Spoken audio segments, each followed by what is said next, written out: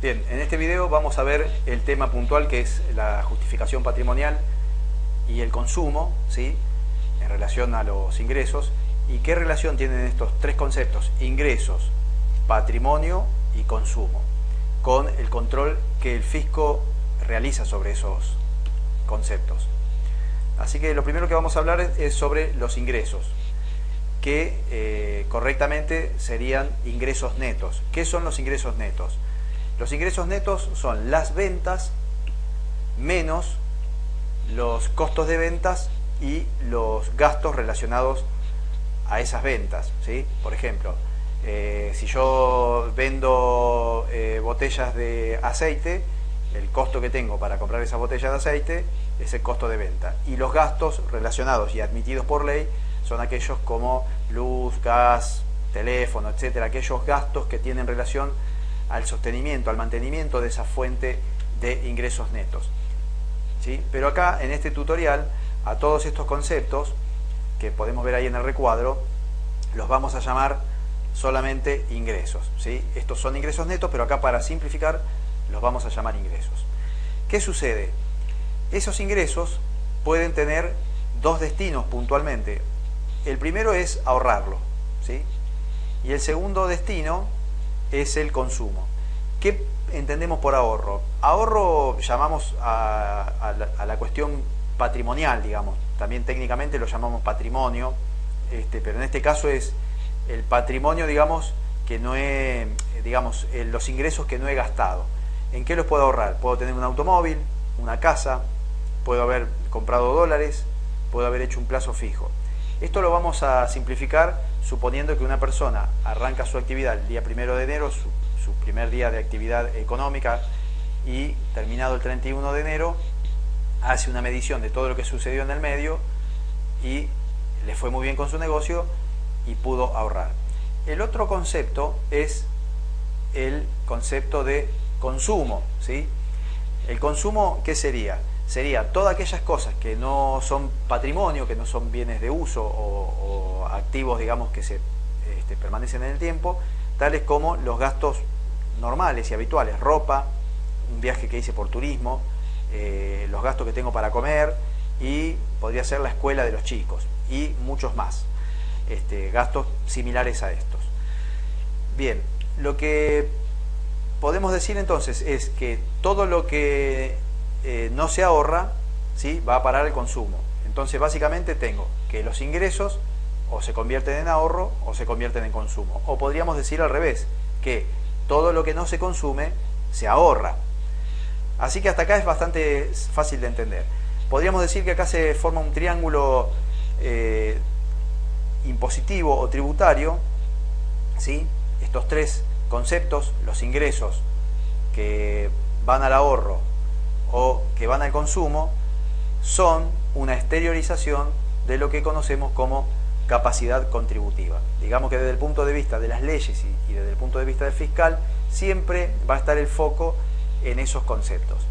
En el caso del consumo, ahora vamos a ver que acá aparece el fisco, ¿sí?, poniendo la lupa sobre ese consumo, y lo que al fisco le interesa es saber que ese consumo es razonable. Entonces ese es el control que hace el fisco sobre el consumo. Pero uno dice, pero bueno, pero yo nunca le pasé información al fisco. No, lo que interesa es el número final, es decir, al fisco lo que le va a interesar es que esos ahorros, ¿sí?, esos ingresos netos, supongamos que no se ahorró, ¿cuánto es el monto consumido? Y el monto consumido, ese monto de consumo, tiene relación con el nivel de vida de las personas. ¿Y qué es el nivel de vida? Ese nivel de vida lo podríamos entender, ¿sí?, ese nivel de vida lo podríamos entender como aquellos indicios o conceptos que hacen a la calidad de vida que tiene la persona. Supongamos que tiene un auto de alta gama, que manda a sus hijos a la escuela privada, que tiene una casa en un lugar de veraneo. Todos estos indicios nos van dando una pauta de que la persona tiene un determinado nivel de vida. Además, acá estamos viendo que estos conceptos son generalmente bienes que se encuentran en los registros públicos, con lo cual el fisco tiene esa información con mucha precisión. Así que una vez que el fisco tiene ese conocimiento del nivel de vida, puede determinar cuánto puede llegar a ser el consumo promedio para ese nivel de vida, ¿sí? Ojo, acá es importante que ese consumo, ese dato, no es imprescindible abrirlo al fisco, ¿sí? No es obligatorio. ¿Por qué? Porque ese nivel de vida y esos gastos que yo realizo, ya sea porque me fui de vacaciones o porque pasé por el casino y jugué a la ruleta o me compré un par de zapatillas, no sé, cualquiera de esos gastos no son imprescindibles que uno le diga al fisco en qué se gastó, ¿sí? Con lo cual ahí hay un, digamos, derecho a la privacidad que está jurídicamente no expuesto, ¿sí? O salvaguardado. Bien, ahora vamos a ir a un ejemplo práctico para que esto se entienda. Supongamos que una vez que entendimos los conceptos de qué sucede con el ingreso y qué sucede con el ahorro y el consumo, vamos a ir a un ejemplo práctico. Supongamos que Juan, que está casado con María que no trabaja, tienen 2 hijos que van a la escuela privada, tienen un auto de alta gama, un departamento que es su vivienda, tienen además una casa en un lugar turístico y ese año viajaron a Brasil de vacaciones. Además, en este supuesto, para que se entienda, porque lo que vamos a hablar, a ver es cómo hizo Juan para pagar o para justificar los ingresos de su consumo. Vamos a suponer que ese año no pidió créditos, que no vendió ningún bien registrable, que además amplió su plazo fijo y que tiene más dólares que al principio del año. Cuando digo no vendió ningún bien registrable, lo que quiero decir es que no tuvo que deshacerse de un auto, ni de una casa, ni vender ningún tipo de bien para poder pagar sus vacaciones y para poder sostener todo el monto consumido de toda su familia. Bien, el consumo, vamos a hacer un ejemplo que acá el consumo promedio de una familia tipo, esto es un ejemplo, son números arbitrarios y caprichosos, pero vamos a hacer ese ejemplo. Supongamos que una familia como la de Juan necesita por año gastar 100 pesos en comida, gastos de luz y energía eléctrica 20 pesos, ropa para toda la familia 20 pesos, la escuela privada del año le sale 50 pesos, entretenimientos, ir al cine, ir a un restaurante, otros 20 pesos y gasta 20 pesos de vacaciones. Esto nos da que el gasto anual del consumo razonable, digamos que es ese concepto que hablamos hoy, por año es de 230 pesos. Y vamos a hacer el supuesto de que en ese año no ahorró nada, ¿sí? Que no hubo ahorro, es decir, el supuesto de este Juan es que no tuvo ningún tipo de ahorro.